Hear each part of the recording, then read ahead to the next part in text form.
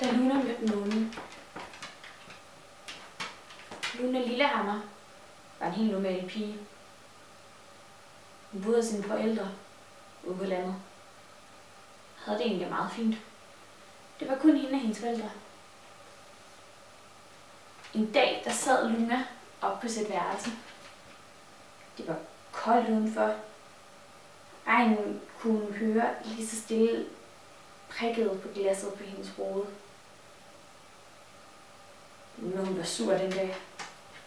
Hun var så sur over, at hendes forældre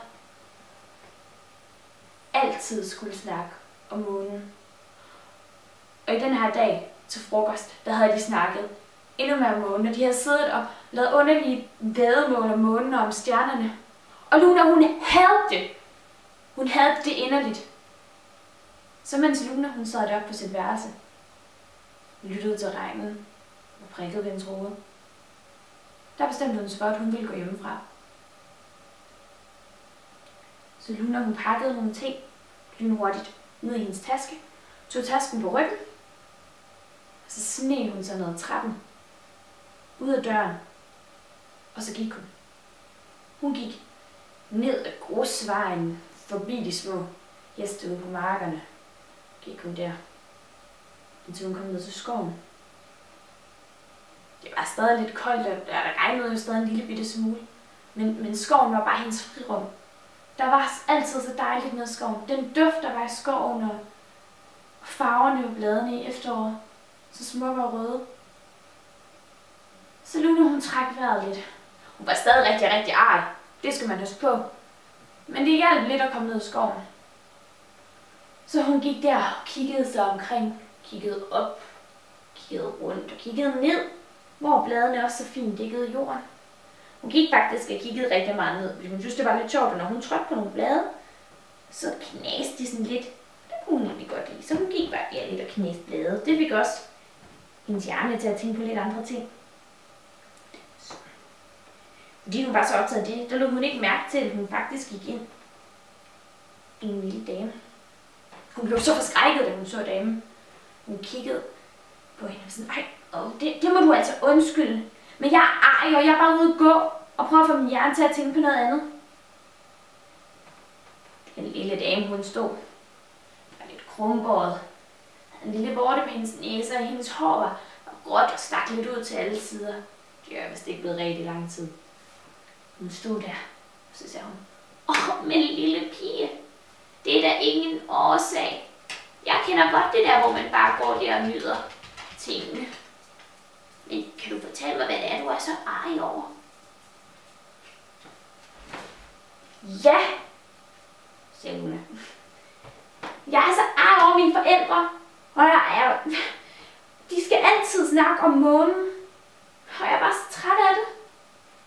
Fordi det er det hele tiden. Månen der, månen her, og dit og dat, og jeg er bare så træt af det. Jamen, er du træt af månen og himlen? Det kan man ikke være, jo. Det må vi vist hellere se at gøre noget ved. Det synes Luna var lidt underligt sagt. Altså sådan, ja, jeg vil da også gerne gøre noget ved det, men det kan jeg jo ikke. Man kan jo ikke bare få mine forældre til at stoppe med at snakke om månen hele tiden. Nej, men måske vi kan gøre noget andet. Måske vi kan få dig til at kunne lide månen. Lide månen? Jeg hader månen. Det kommer aldrig til at ske. Og måske du kunne give mig et lille bitte forsøg. Hvis du drejer rundt om dig selv 3 gange, så kan det være, at der sker noget.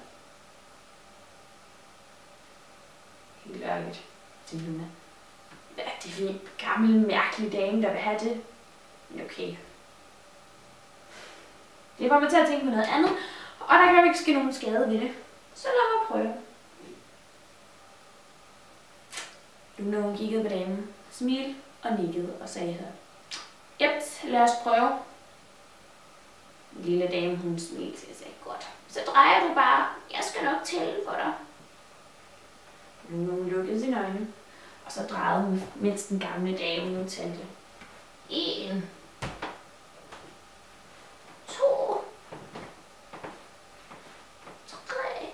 Stemmen var ret fjern. Luna synes, hun stoppede op, stadig med sine øjne lukkede, og kunne lige pludselig ikke dufte den søde duft af rådne blade mere. Så hun åbnede forsigtigt sine øjne, og stod lige pludselig et sted, hun aldrig havde troet, hun skulle se. Hun vidste faktisk ikke rigtig, hvordan hun skulle. Altså, hun havde aldrig set noget lignende før. Det var lidt som stort, gult og lidt hullet. Faktisk lidt ligesom en ost, tænkte hun. Hun tog også lidt på det. Lidt forsigtigt. Bukkede sig ned og rørte ved det.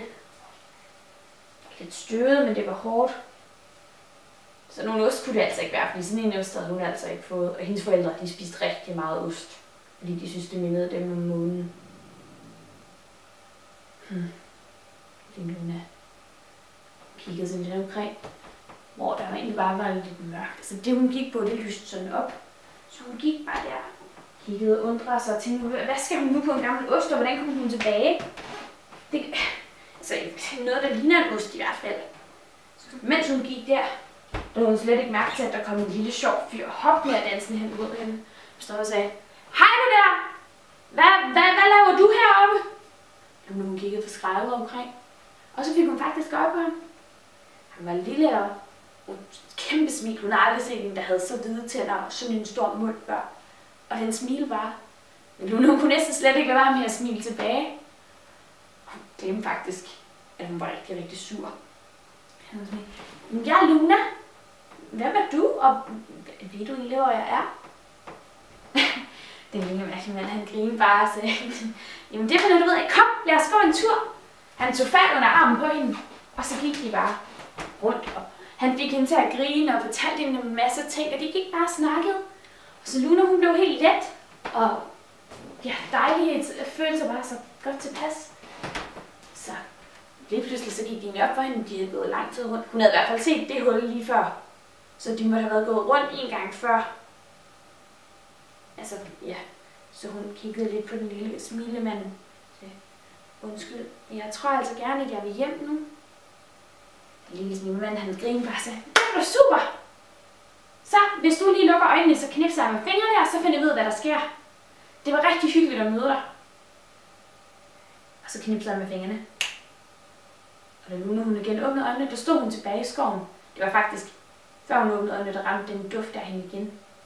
Hun åbnede dem, der var helt skoven, men det var ikke lyst mere, så man kunne ikke se farven på bladene. Der var sådan lidt blåt skær over det i stedet for. Det var lidt hyggeligt, faktisk. En uletudet sted. Og det kriblede og krablede inde i krattet. Så hun skuttede sig. Så en rygsæk, som hun stadig havde på, samlede hun godt omkring sig. Og så gik hun hjem i det lys, hun kunne se. Så hun egentlig tænkte, hvor søren kommer det lys egentlig fra? Så hun kiggede sig lidt omkring igen, og fandt ud af, at det blå skær faktisk kom fra månen. Det var månen, der lyste hende vejen hjem. Det var hun glad for. Så hun løb hjem, så smed hun sin taske ind i en træn, og løb hen og krammede begge hendes forældre på en og samme tid. Og så jeg bare, jeg har bare savnet jer så meget. Jeg er virkelig ked af, at jeg løb væk. Hendes forældre, de smilede selvfølgelig, krammede hende og sagde, men Luna, det var så godt, du er tilbage. Vi var ved at blive helt nervøse. Og så i det her mørke og kolde vejr. Det går jo ikke. Så Luna var bare glad. Senere samme aften, der sad hun oppe i sit vindue. Så værelset og kiggede ud. Det var stoppet med at regne nu. Hun sad bare der. Kiggede op. Vi går på månen. Og månemandens rare, smilende ansigt, som altid ville smile for hende, blev bare så glad. Og siden den dag,